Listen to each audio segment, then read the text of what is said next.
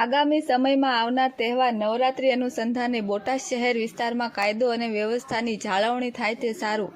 મહેશ્રી નાયબ પોલીસ અધિક્ષક મહેશ્રી રાવળ તથા પીઆઈ શ્રી એસ.આર. ખરાડી તથા પીઆઈ શ્રી એમ.બી. મકવાણા તથા બોટાદ જિલ્લામાં પોલીસ દ્વારા બોટાદ પોલીસ સ્ટેશનથી ટાવર રોડ, દીનદયાળ ચોક, અવેડા ગેટ, હીરા બજારથી જ્યોતિષગ્રામ સર્કલ આવી વાહન ચેકિંગની કામગીરી કરવામાં આવેલ હતી.